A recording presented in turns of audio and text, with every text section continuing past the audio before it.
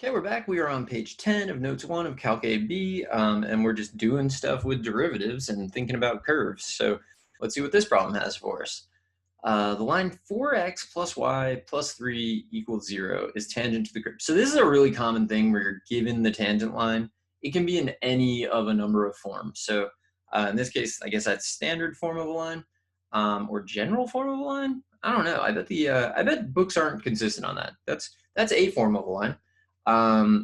Is tangent to the curve y equals 4x squared minus 2. Find the point of tangency.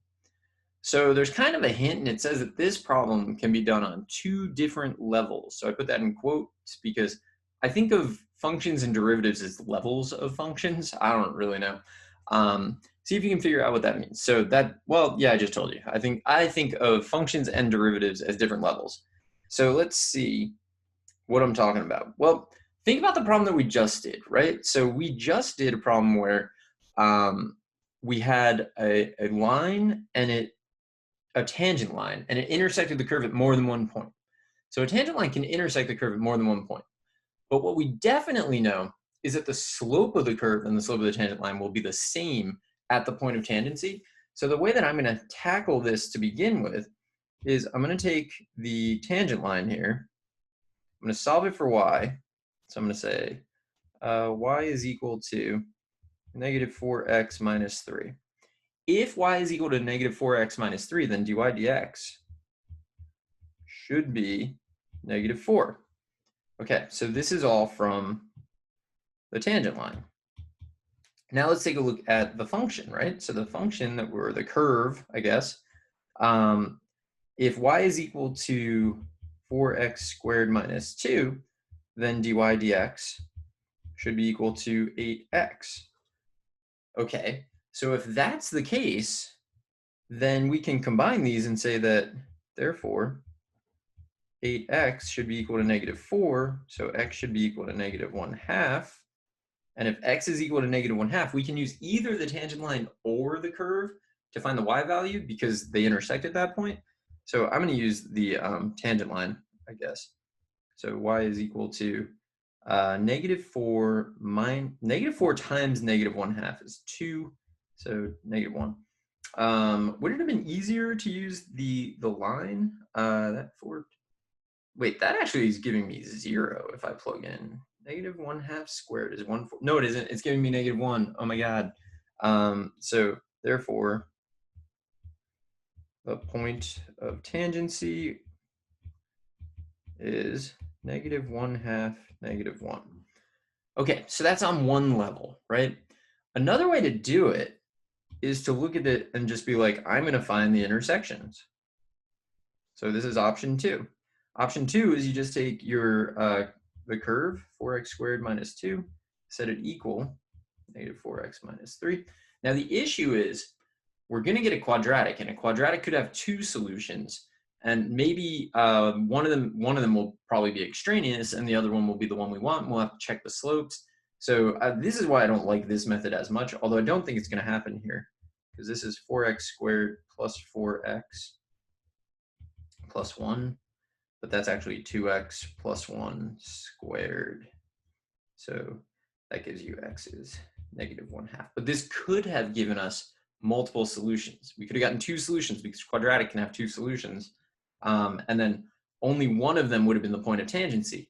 To see if it's the point of tangency, we'd also have to check and make sure the slopes are the same at those points.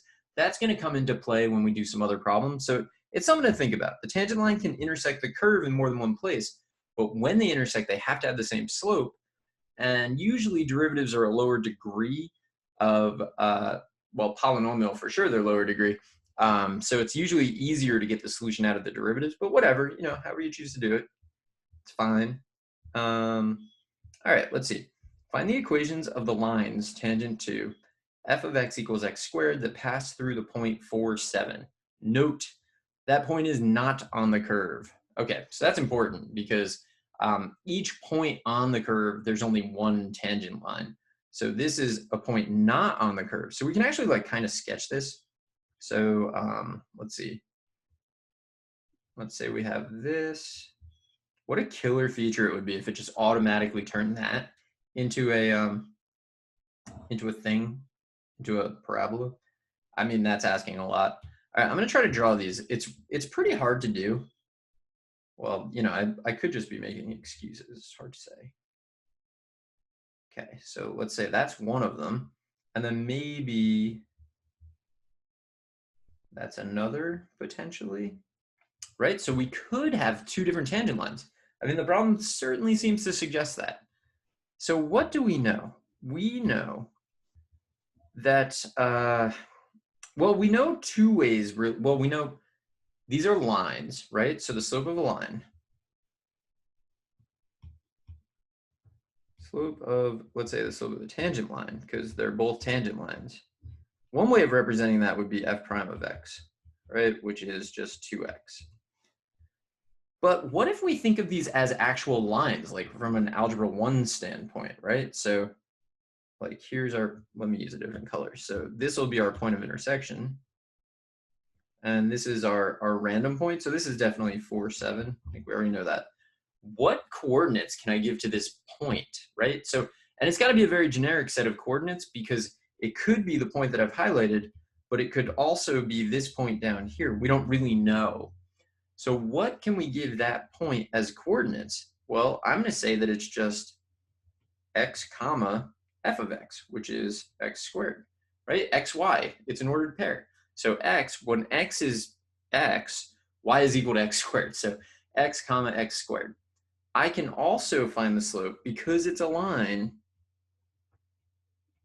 I can find the slope between those points. So I can do x squared minus 7, that's the change in y, over x minus 4. This is using algebra 1. It's also called the average rate of change. Average rate of change is algebra 1 slope. You got to say that a lot. Okay, so if these are two different ways of writing the slope, then they must be equal to each other.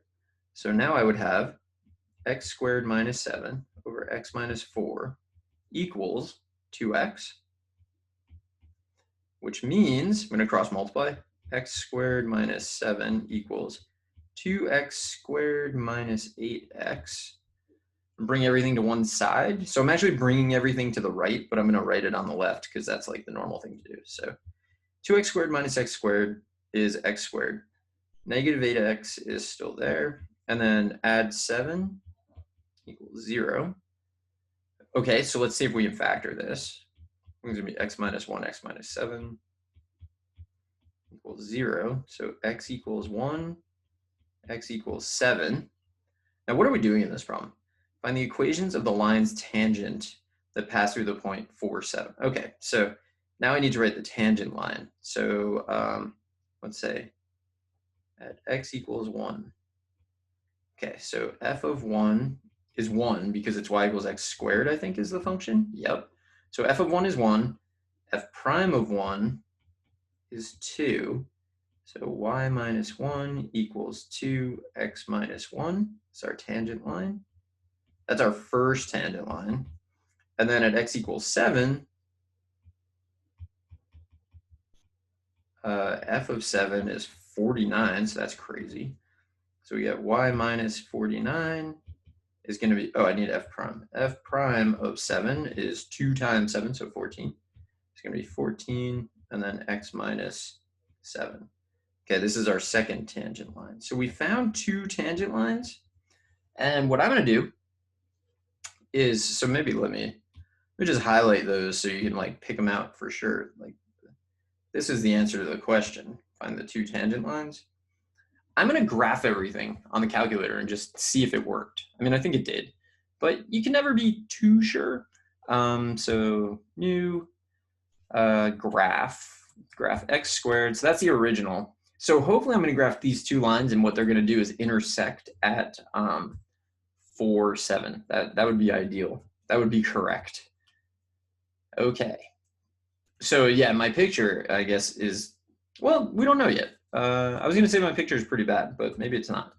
14x minus 7. All right, so do they intersect? Let me see if I can get a good window. So I like, when I try to get a window, I like to zoom out until I see like everything I want, and then I zoom box around it. So menu for box, and then just put a box around the stuff that you think is like relevant. So here. All right, not bad. All right, let's do some intersections. Menu 8, 1, 4.